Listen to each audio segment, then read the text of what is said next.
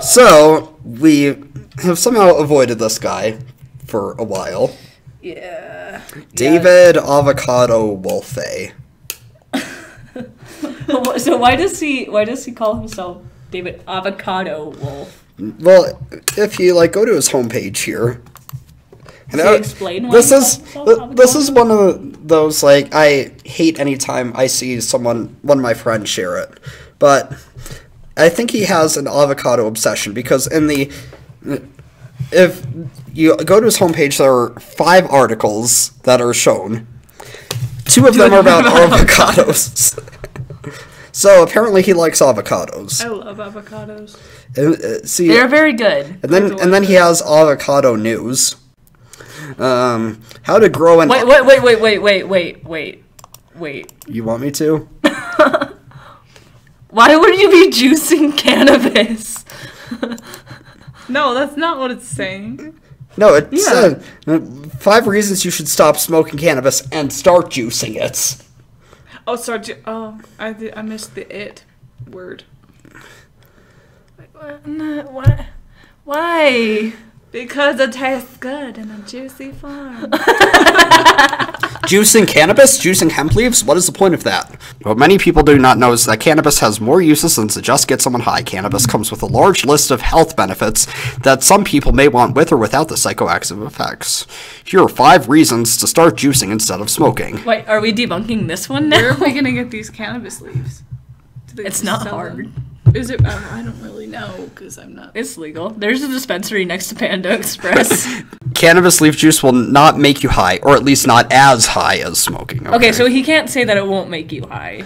I'm just seeing if there's anything interesting in here. A person can take higher doses. That's true. Yeah, so that's the thing. Oh, so it makes you less high. So let's take more of it.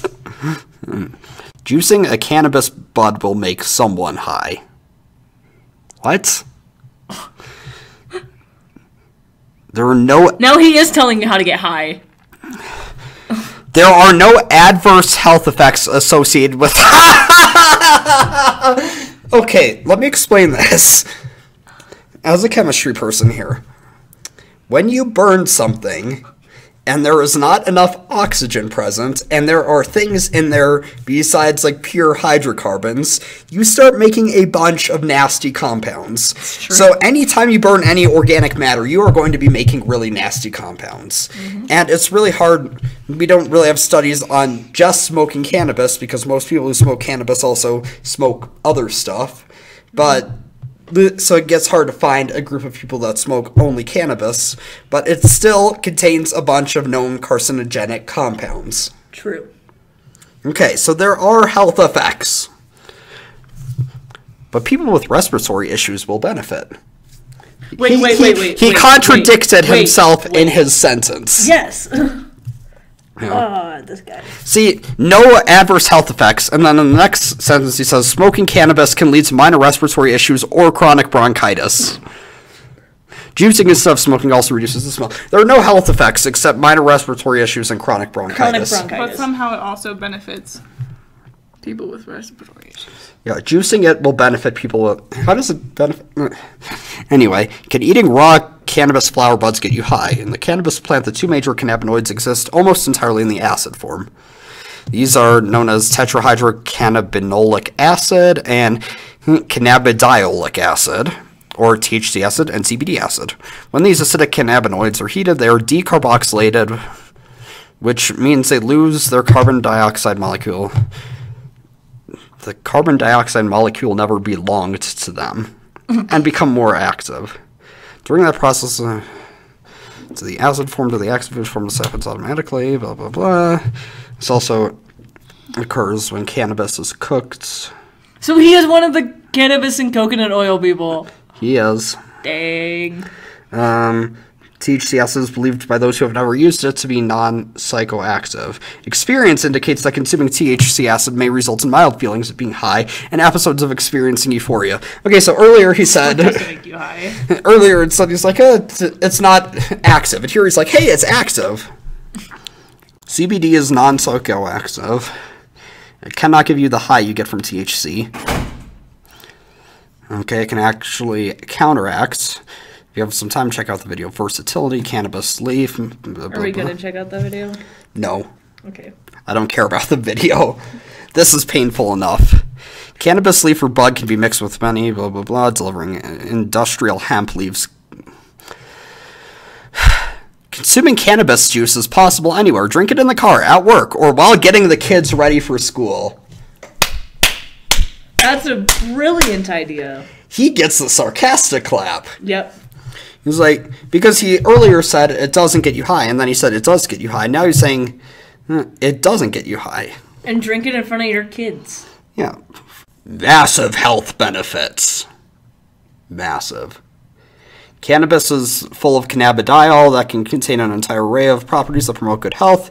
Cannabinoids provide antioxidants, anti-inflammatory, and neuroprotective properties, according to Holistic Healthy Living. Terrible source. Terrible. There are studies that show isolated cannabinoids can have certain properties. And he is right that cannabidiol does have some properties that can be beneficial. THC really does not have those properties. Okay, yeah, and then Holistic Healthy Living lists a bunch of crap. David Avocado Wolfe has a lot to say about the health benefits of cannabis use. He talks about it extensively in an interview he promoted in the Netherlands. Here he is promoting himself. Yep. Ow! You are so self-centered. Yep. So anyway, that's that. These people are. I just want to see what the eating Fukushima radiation is. Fish and seafood is often considered healthy, and most people feel like seafoods are good for you. However, today, is that really the case? As of June 2015, the radiation in the Pacific Ocean reached the U.S. West Coast. The seafood you've been eating from the Pacific Ocean is loaded with cesium-137 and strontium-90, both radioactive. Strontium-90 mimics calcium, both radioactive. Strontium and cesium may end up getting deposited in human bones, where the radiation wreaks havoc on bone marrow, causing bone cancers and blood cancers like leukemia. The radiation in the fish is so terrible that wild-caught Alaskan salmon, Pacific herring, and Canadian whitefish are being found bloody with cancerous tumors throughout their bodies. How do you know that's caused by the radiation? You don't. And how many of them are found as a percentage of the total? Yeah. Because radiation is not the only carcinogen. It's true. And even if it is radiation, how do you know it's radiation from Fukushima specifically, which honestly, outside of a small radius, did not release that much radiation. Yeah. There was an area within a couple miles of Fukushima you don't want to hang out in for a very long time, but people are still living in Japan and not dying. Yes. It's true. And we are a lot farther away. Right. And the thing with... And then you see, like, those radiation maps. Have you noticed that they always go, like, to land and then just stop? Like, that's not a radiation map. Yeah. That's a tsunami map. Like, radiation does not hit land and stop. Yeah. Radiation does not care if you're on land or water or whatever. It's going to penetrate. Another thing I saw related to this was the mutated daisies. Did you see that were found near Fukushima? Mutated daisies occur all the time.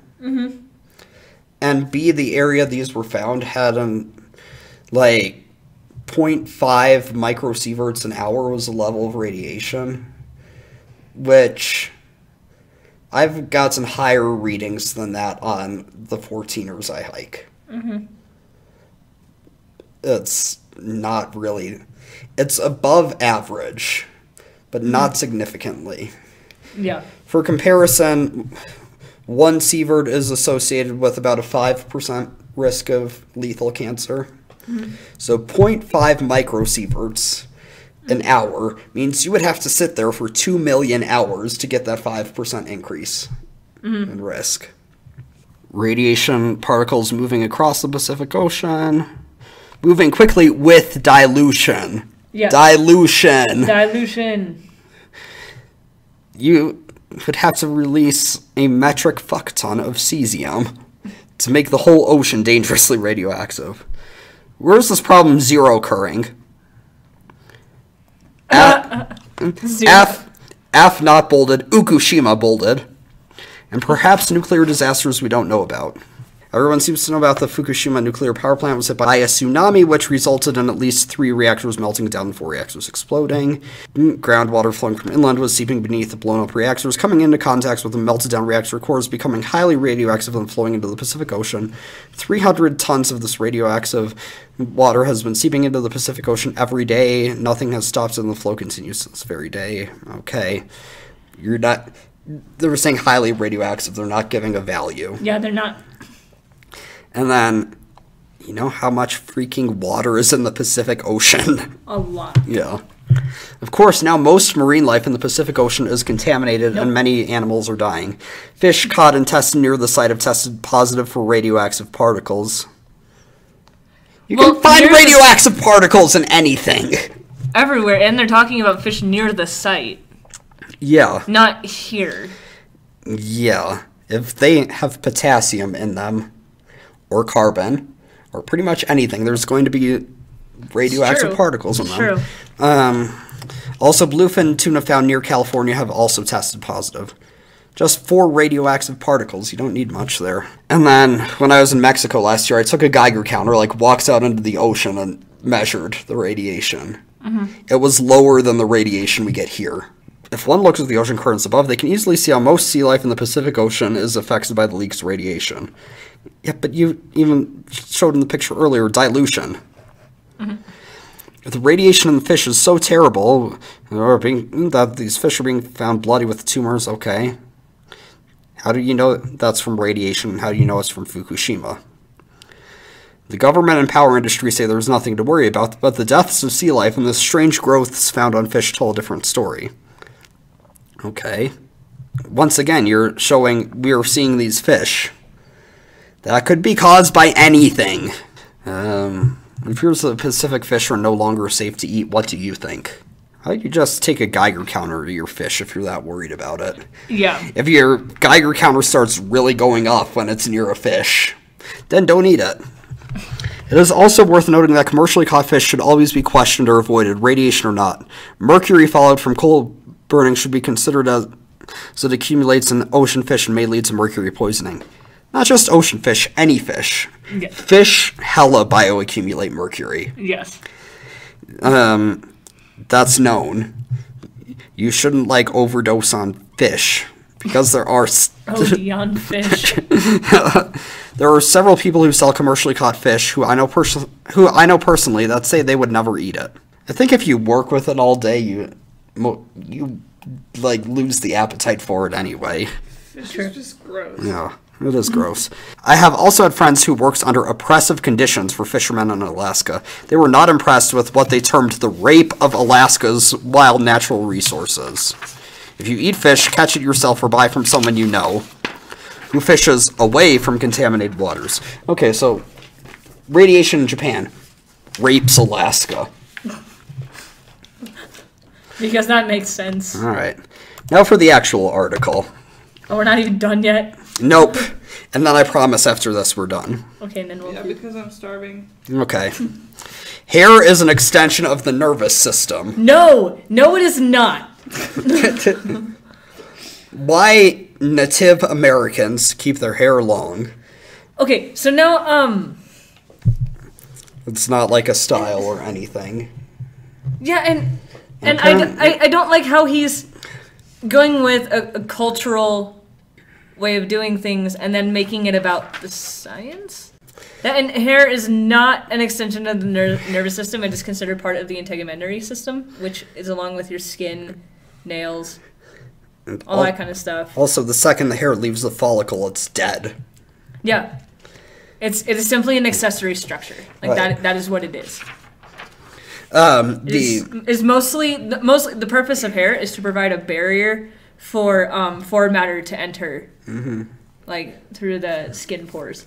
So, and for warmth and other stuff, but yeah, there are a few functions, but for nervous function, yeah, no. We can do a test on this. Your hair is part of the nervous system. Wouldn't it hurt to get it cut? Probably. Yeah. Okay. There is some interesting information out there about hair and the role it plays in intuition and the nervous system.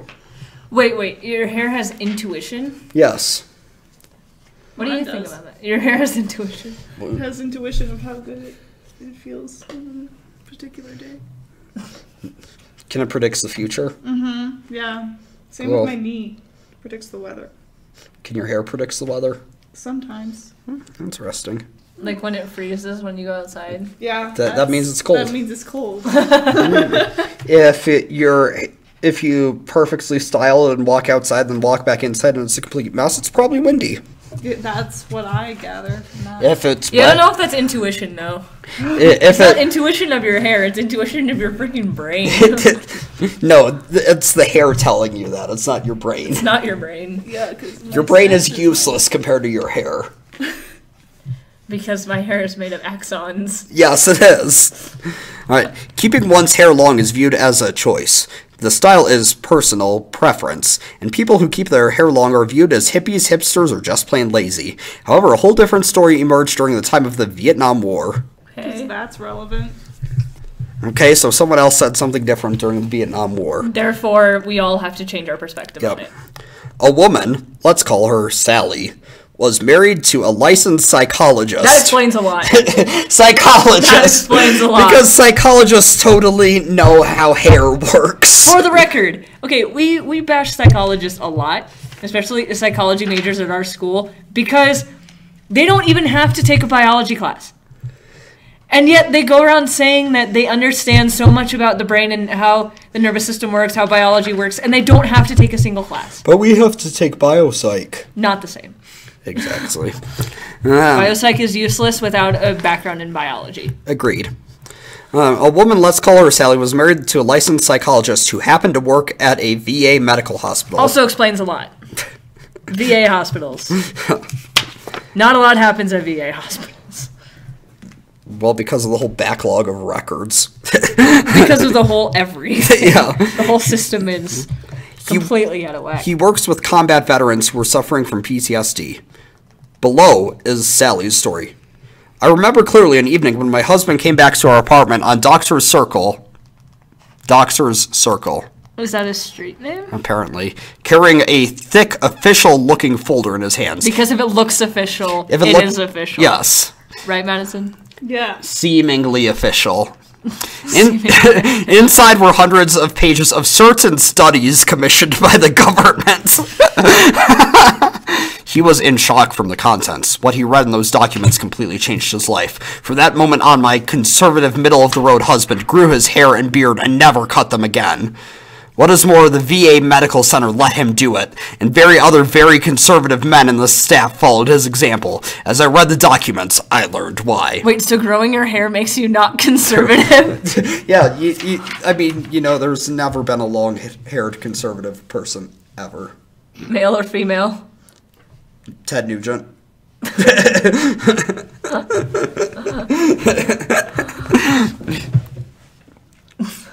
Caitlyn Jenner. Who even had long hair as Bruce. That's true. It seems that during the Vietnam War, special forces in the War Department had sent undercover experts to comb Native American reservations, looking for talented scouts. Wait, so there are Native American reservations in places other than America? Apparently. Because the Native people there are also Native Americans. Like a person native to Russia is a Native American, apparently. Yes. That's crazy. Yeah. For talented scouts for tough young men trained to move stealthily through rough terrain. They were especially looking for men with outstanding, almost supernatural tracking abilities. Good luck with that. Before being approached, these carefully selected men were extensively documented as experts in tracking and survival. With the usual enticements, the well-proven smooth phases used to enroll new recruits, some of these Native American trackers were then enlisted. Once enlisted, an amazing thing happened. Whatever their talents and skills they had possessed on the reservation seemed to disappear mysteriously, as recruit after recruit failed to perform as expected in the field. Well, you're taking them away from their native environment that they're familiar with and throwing them into foreign environments. That's true. They might not perform as well. Serious casualties and failures of performance led the government to contract expensive testing of these recruits, and this is what was found. When questioned about their failure to perform as expected, the older recruits replied consistently that when they received the required military haircuts, they could no longer sense the enemy. They could no longer access a sixth sense. Their intuition was no longer reliable. They could not read subtle signs as well or access subtle extrasensory information. So because these guys said that... Because self-reporting is the strongest evidence we've ever created. So what they're saying is that these guys said something, therefore it's true, and this guy who was the psychologist who read the file then grew out his hair and became a liberal. Yeah. Because these guys said it. Right.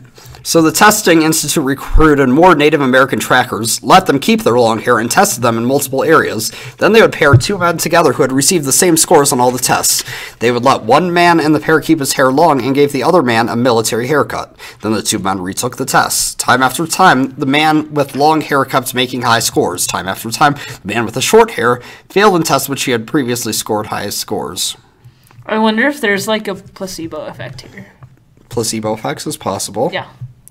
There's, or nocebo in this case. There's that. There's so much it could possibly be. Mm-hmm. Here's a standardized test. The recruit is sleeping out in the woods. An armed enemy approaches the sleeping man. The long-haired man is awakened out of his sleep by a strong sense of danger and gets away long before the enemy is close, long before any sounds from the approaching enemy are audible. In another version of this test, the long-haired man senses an approach and somehow intuits that the enemy will perform a physical attack.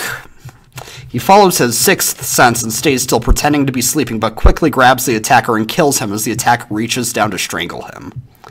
This same man, after having passed these and other tests, then received a military haircut and consistently failed these tests and many other tests he had previously passed. So the document recommended that all Native American trackers be exempt from military haircuts. In fact, it required that the trackers keep their hair long.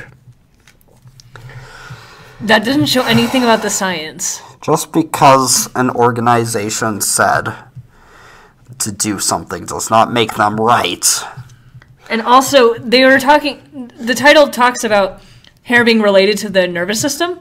They haven't said anything. They haven't said anything about it. Yeah, they're just like, oh, well, these couple Native Americans, there's, like you said, placebo. Yeah. That, it's like, let's Occam's razor this. You know, what's more likely, that hair was some sort of comfort for them and taking that away put them in a more nervous state that made them less able to detect things? Or some supernatural thing occurs magically with hair that we have no explanation for? Definitely the second one. Just kidding. It's not. It's the first one. Okay. So, how is this possible? It all has to do with how we as humans have evolved.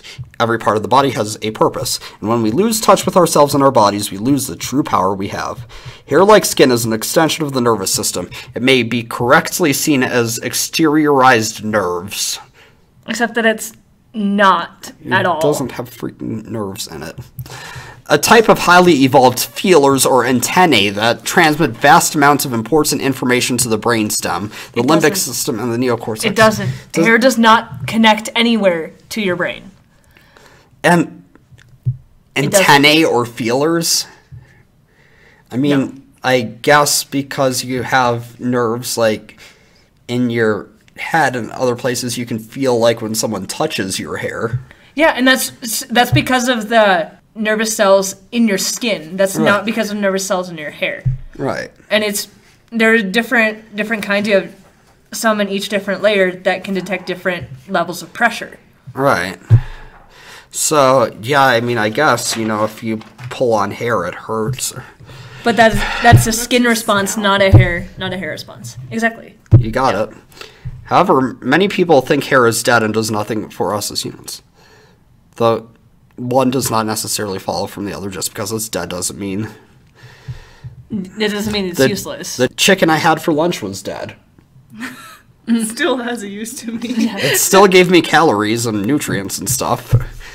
It is just an accessory. I do not know who is right or who is wrong, but I am open to all possibilities. So everyone who cuts their hair is horrible. This is all wrong. But I don't know. Here is the man you need to hear it from. And it has a video of some guy in a Native American suit. I don't need to watch that, do you? Wait, what? Do you really want to watch this? Okay, cool. Nope. All right, so that is a couple articles on David Avocado Wolfe. If you happen to be one of the people who like him on Facebook, please go to your Facebook right now, go to his page, and unlike him. Yes, please do that.